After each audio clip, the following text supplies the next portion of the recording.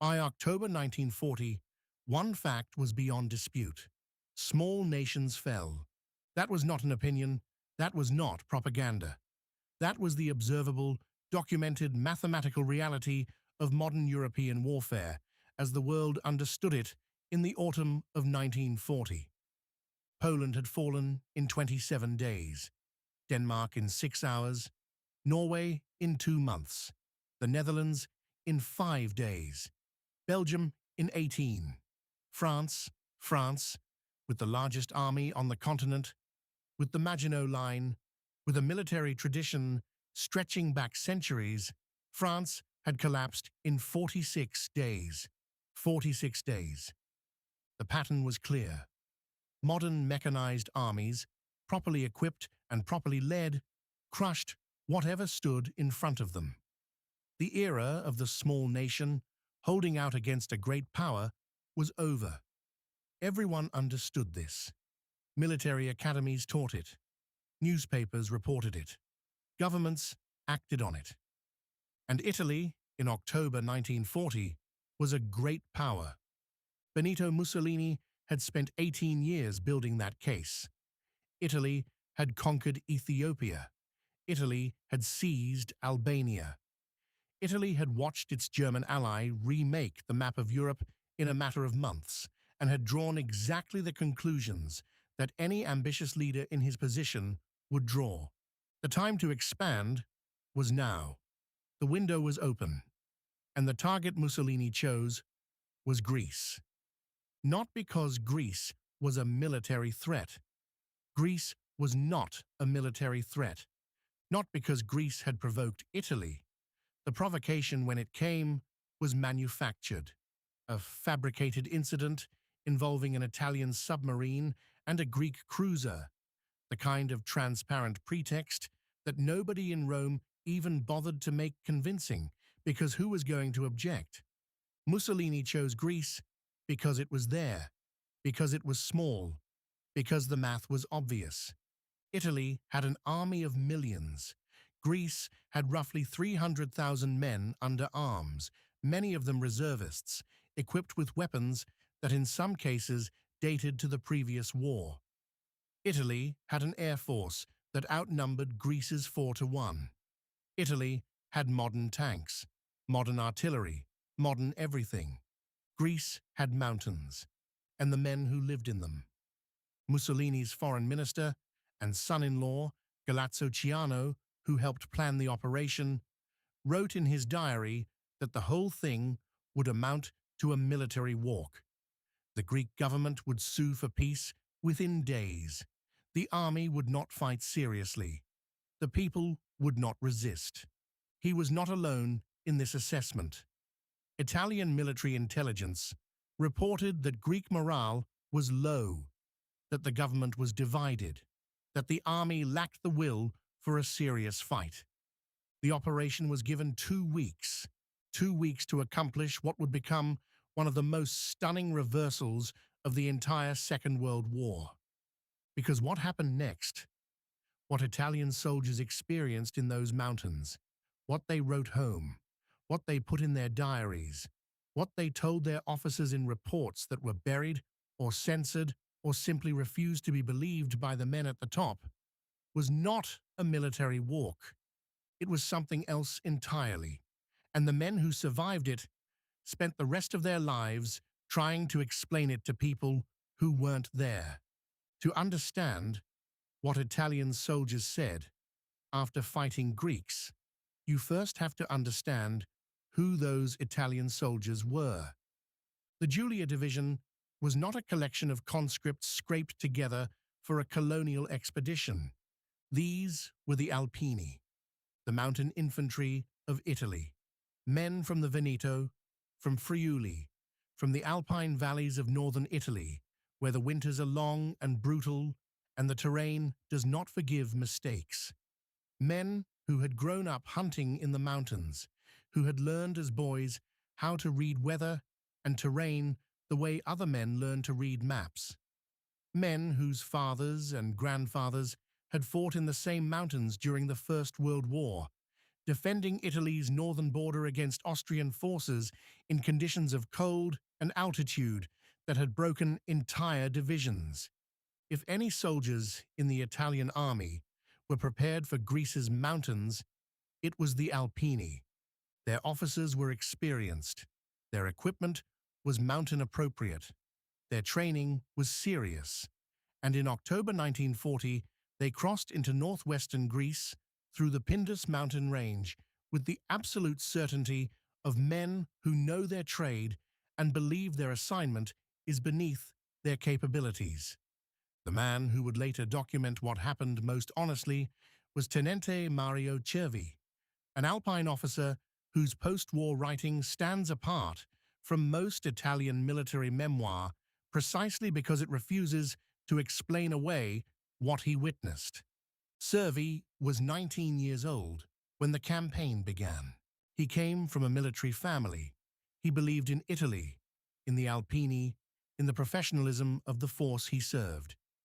He was not a man looking for reasons to criticize. He was not a political dissident or a malcontent. He was a soldier who went into Greece expecting one thing and encountered something he spent decades trying to properly describe. On the other side of the border, the Greeks were not unaware of what was coming. Ioannis Metaxas, the Greek dictator who ruled Athens with an authoritarian hand, had received intelligence about Italian intentions weeks before the invasion. His military intelligence service, operating with impressive effectiveness for a small nation, had provided him with a reasonably accurate picture of Italian force strength and planned axis of advance. Metaxas was not a Democrat. He was not a man the Western powers particularly admired.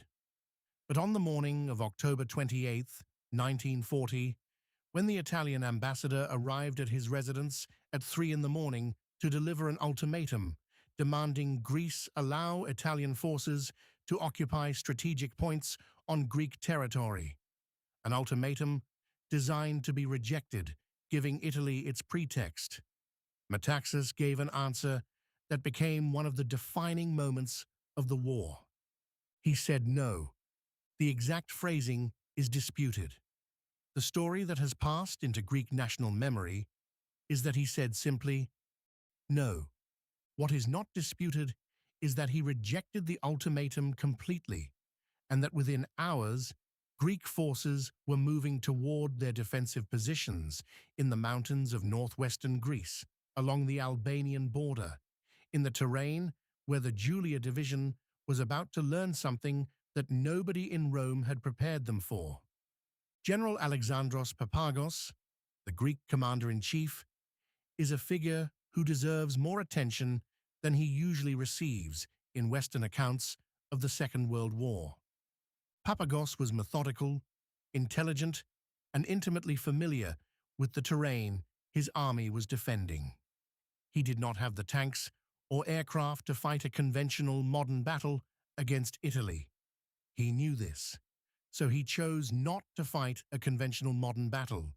He chose to fight a Greek battle in the mountains, in winter, on terrain his soldiers knew, and the Italians did not, using supply lines built on mules and local knowledge rather than trucks and roads that didn't exist, concentrating his strongest forces at the points where Italian doctrine, Italian arrogance, and Italian assumptions about Greek capabilities made the Italians most vulnerable. It was a brilliant strategic decision made by a general who understood something fundamental about warfare that Mussolini, sitting in Rome 2 weeks before his scheduled victory, did not. The advantage does not always belong to the army with more equipment. Sometimes it belongs to the army that understands the ground. The Italian attack began on October 28, 1940.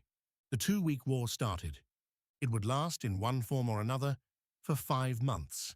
The first Italian units cross into Greece in the rain. It has been raining for days. The mountain passes are muddy, the visibility is poor, and the rivers running through the Epirus valleys are swollen. The Italian plan calls for three axes of advance: a thrust through the Pindus to cut Greece in half, a coastal advance toward Ioannina, and operations in the central sector. The Julia Division draws the Pindus, the most ambitious objective, the one that, if successful, ends the campaign early. Drive through the mountains, reach the Aegean coast, split the Greek army in two. The Julia moves confidently. For the first 2 days, there is limited resistance. Greek border units fall back in good order, which Italian intelligence interprets as retreat under pressure. It is not retreat under pressure. It is a planned withdrawal to prepared positions. By the third day, the weather worsens. Temperature drops sharply. Snow begins at the higher elevations. The mountain tracks that the Italian supply columns are using become difficult, then treacherous. Mules slip and fall. Artillery pieces that need to be manhandled up slopes become impossible to move, and the Greek resistance stiffens, not gradually, suddenly. The Julia Division runs into prepared Greek defensive positions in the Pindus, passes on day 3, and the fighting immediately becomes something different from what any of the Italian officers expected. The Greeks hold the high ground. They know exactly where the Italians have to go to keep moving forward because there are only so many viable routes through these mountains, and they have prepared positions on all of them. They have dug in. They have brought artillery, smaller than Italy's, older than Italy's, but positioned with expert knowledge of where it will be most effective, and they fight with an intensity that stops the Julia Division in its tracks.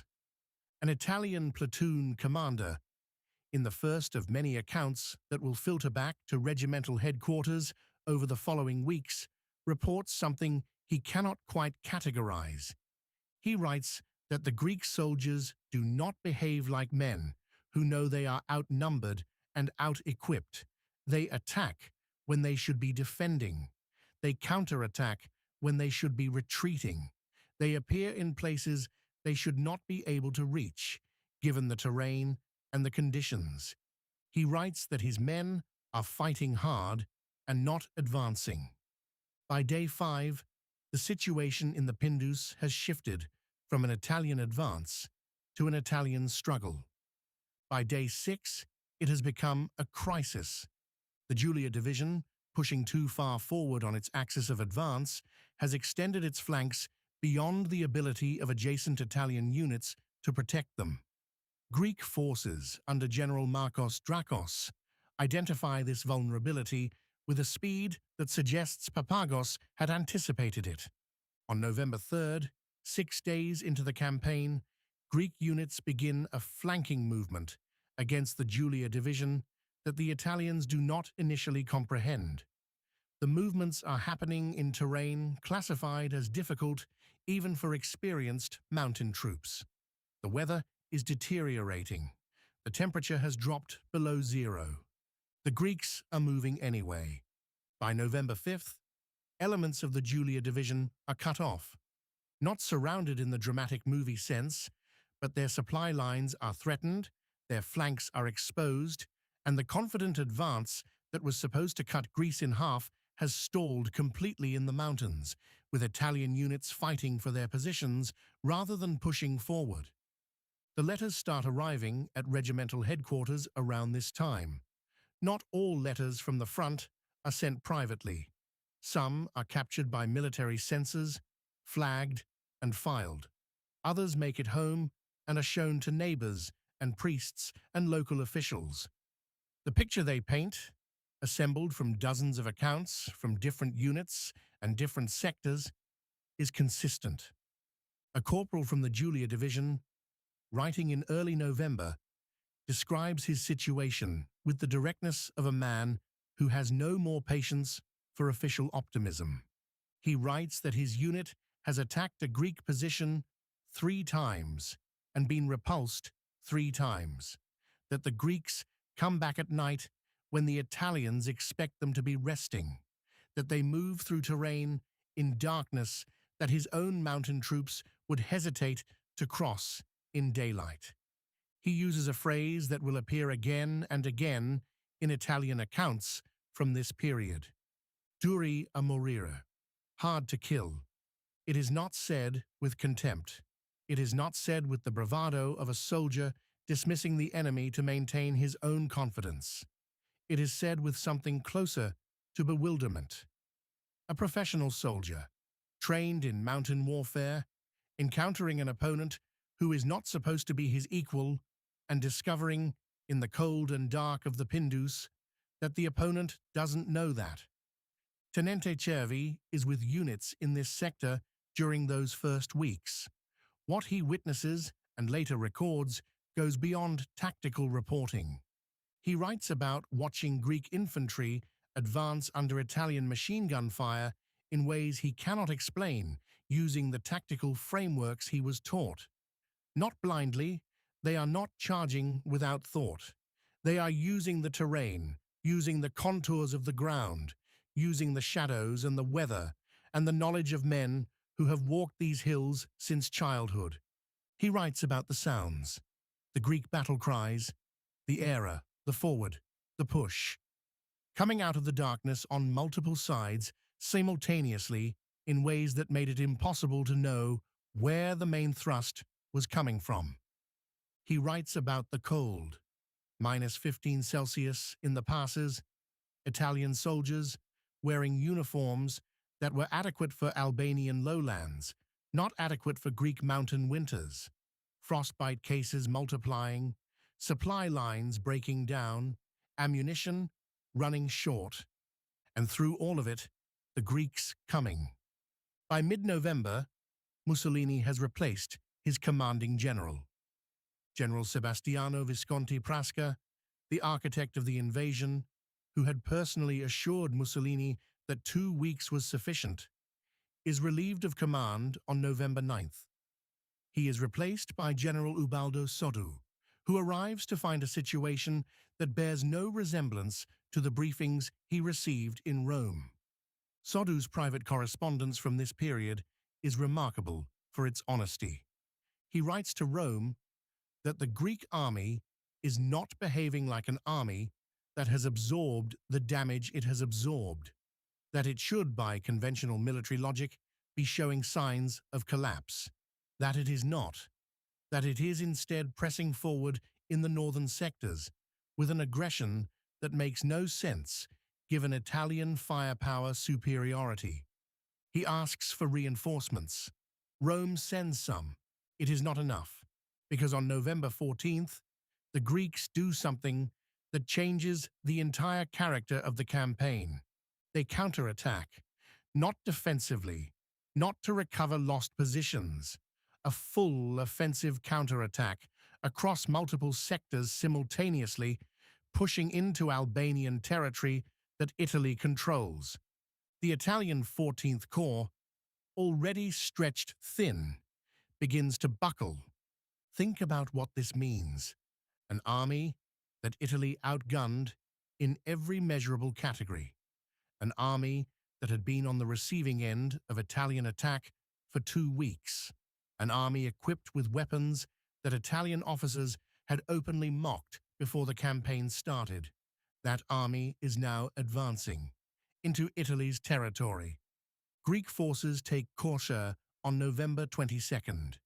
The city falls after fighting that Italian accounts describe with a uniformity of tone, shock, disbelief, the sense that something fundamental has gone wrong, with the calculations that everyone in Rome agreed were correct.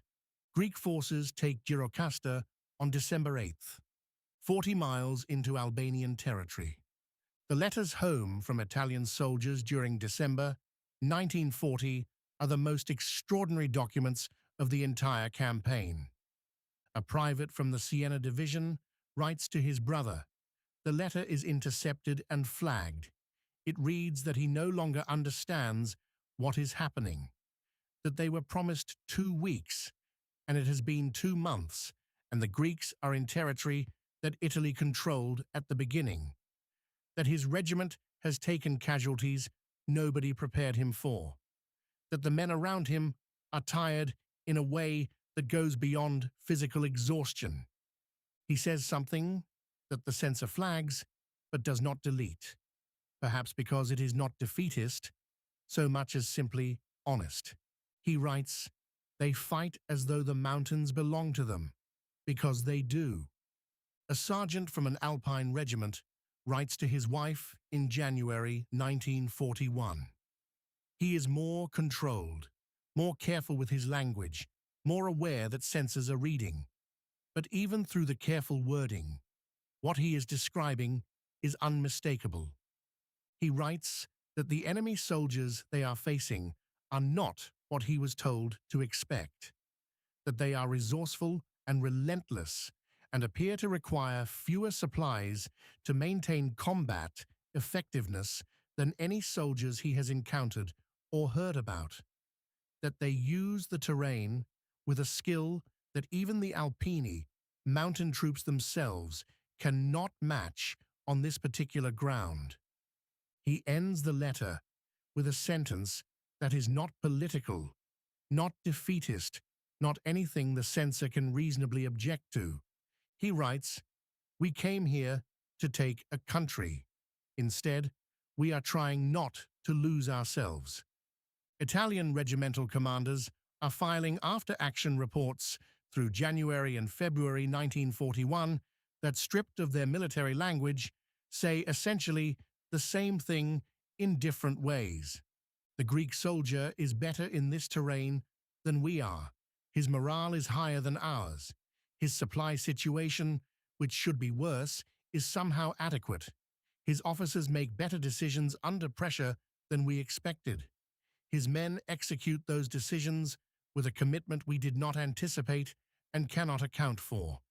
One regimental commander, in a report filed in December 1940 that is archived and later accessed by historians, makes a recommendation that encapsulates the Italian military's crisis of confidence more clearly than anything else from this period. He recommends requesting German assistance. In December, 6 weeks after a campaign that was supposed to end in 2, the recommendation is forwarded, noted, and filed. Because the truth is that by the end of 1940, the Italian High Command already knows what it will not admit publicly for months. They cannot resolve this without help. Mussolini replaces Soddu in late December. General Ugo Cavallero takes command. His first assessment of the situation, transmitted to Rome in private, is that the front is stable, which translated from military language means that Italy is not losing any more ground, but is also not gaining any. The Greek army has held Albanian territory through December, through January, through February, through winter conditions that military planners had said made offensive operations impossible, through supply shortages that should have broken their combat effectiveness, through Italian air attacks, Italian artillery, Italian counterattacks by an army with every material advantage, and the Italian soldiers fighting them, the Alpini, the best mountain troops Italy had, are writing home with a consistency that no amount of censorship fully suppresses. They are writing about an enemy they cannot explain. Not in the propagandistic sense, not with admiration manufactured for public consumption, with the plain, specific soldier's honesty of men who have been in the mountains for months and know what they have encountered. An Alpini NCO, writing in February 1941, puts it with the precision of a man who has thought about it for a long time and arrived at the only formulation that fits. He writes, "I have fought in mountains my whole life. These men fight in their mountains. It is not the same thing." Servi, years later, writing with the perspective of a man who has had decades to process what he witnessed, arrives at the same conclusion through a longer route.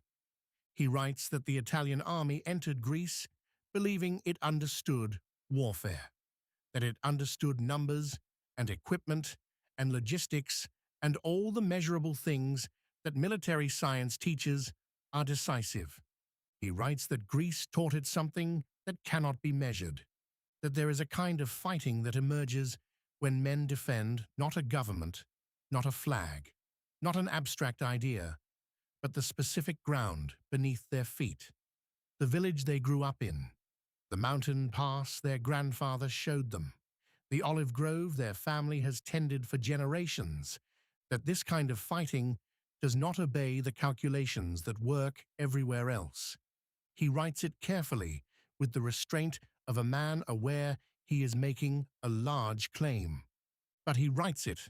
What happens in Greece does not stay in Greece.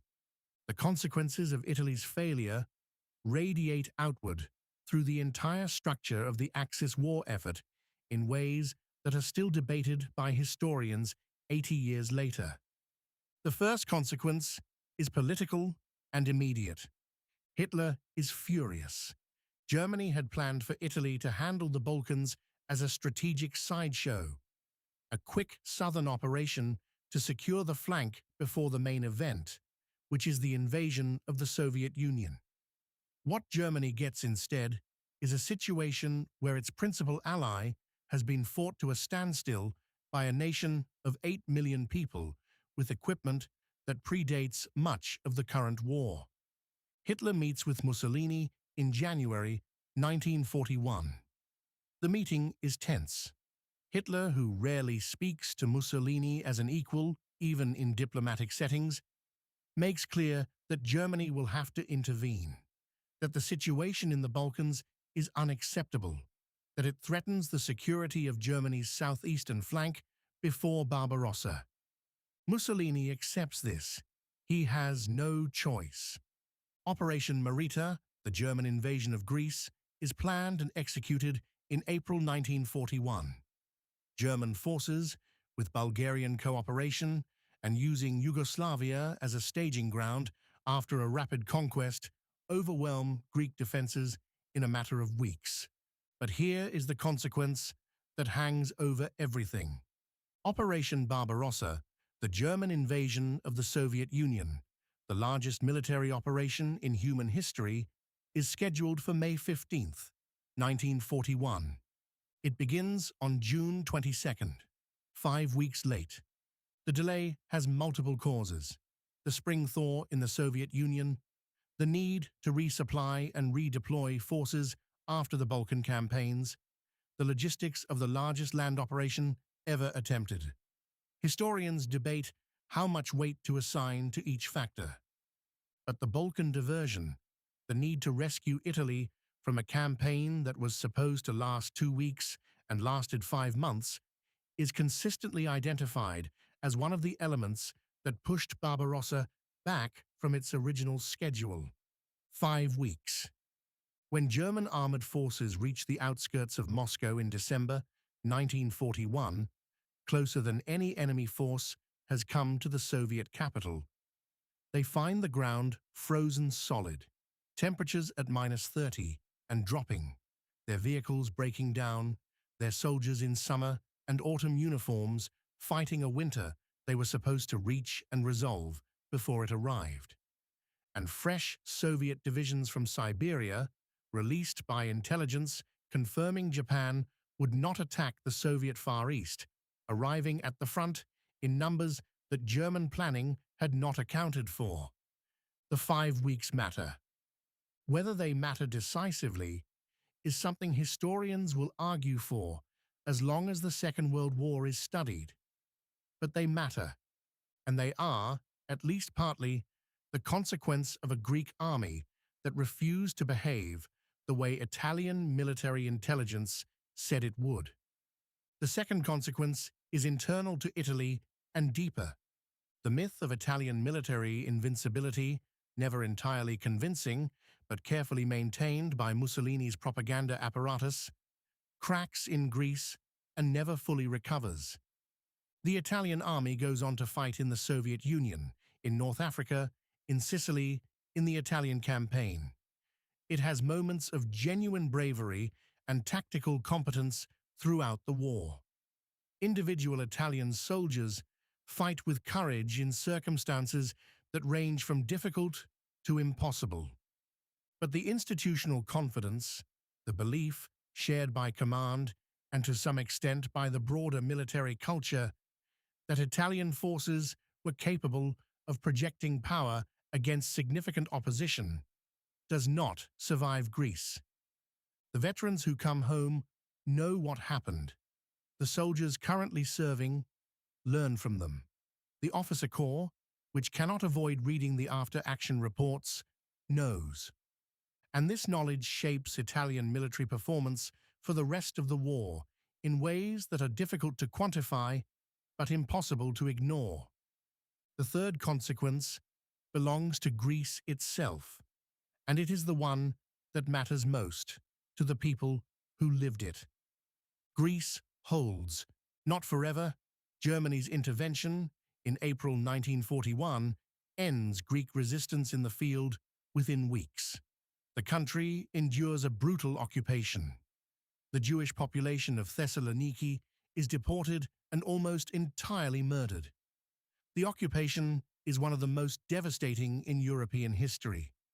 But for 5 months, from October 1940 to March 1941, while the rest of occupied Europe watched, Greece fought back and won.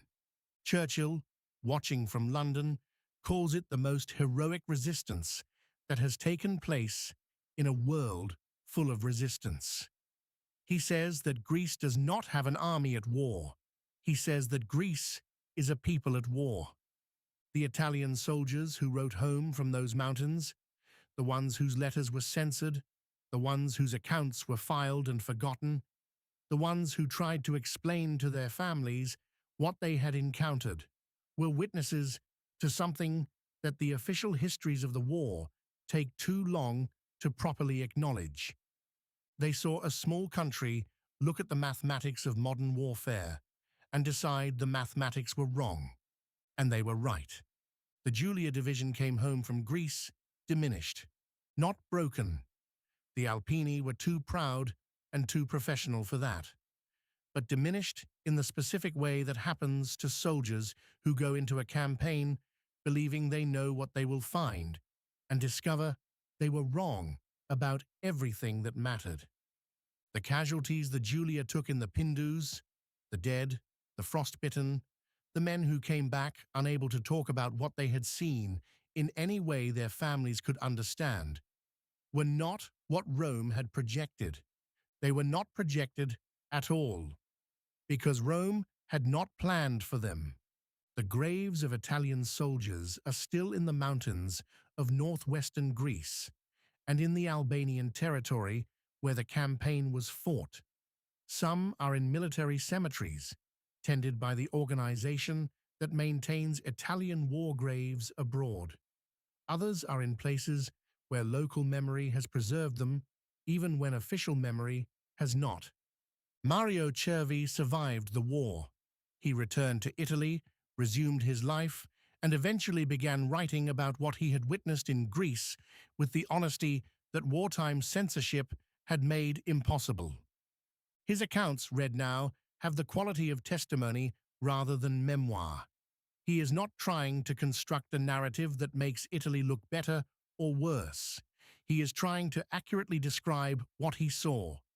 What he saw was an army of ordinary men, farmers, shepherds, teachers, tradesmen who had become soldiers, defeat a modern European military power in a mountain campaign that the modern European military power believed was a formality. He writes that he has thought about why this happened for many years, that the tactical explanations are real, the terrain advantage, Papagos's generalship, the Greek soldiers' familiarity with the mountains, that these things mattered. But he writes that they don't fully explain it. He writes that somewhere in the explanation, there is something that military science doesn't have good language for, the quality that makes a man fight for a specific piece of ground with an intensity that no amount of material disadvantage diminishes. The letters that Italian soldiers sent home during those 5 months are the truest record of what happened in Greece. Not the official reports, not the propaganda, not even the post-war memoirs, carefully constructed with the benefit of hindsight. The letters, the ones written by cold, tired, honest soldiers trying to explain to their families why the 2-week war was in its 3rd month and showing no signs of ending. They fight as though the mountains belong to them. We came here to take a country. Instead, we are trying not to lose ourselves. Duri a morire. These are not the words of men writing about a defeated enemy. They are the words of men writing about an encounter they could not fully process. Soldiers who trained their whole lives for mountain warfare, confronting mountain warriors on their own ground, and finding that all the preparation in the world had not prepared them for this. The Greek army that stopped Italy in 1940 is not a celebrated story in most Western tellings of the Second World War. It fits awkwardly into the big narratives: Normandy, Stalingrad, Midway. It happened in a corner of Europe that most English-language history treats as peripheral. But ask the Italian soldiers who were there. Ask what they wrote home. Ask what they said when they came back, and their neighbors asked what Greece was like. The honest ones, the ones who couldn't maintain the official story in private conversation, said the same thing, that they went to take a country, and that the country wouldn't be taken. If you felt the weight of this story, that's history doing what it's supposed to do. That like button honors that feeling. We carry these stories carefully, every fact verified, every name checked, every detail earned. If that standard matters to you, subscribe and help us maintain it. Where are you watching from? Drop your country below. What forgotten story from your nation deserves this treatment? We might cover it. We read every suggestion. Thank you for carrying the weight of these soldiers' stories forward, Italian and Greek alike. They bore something heavier than we can properly imagine. The least we can do is remember it.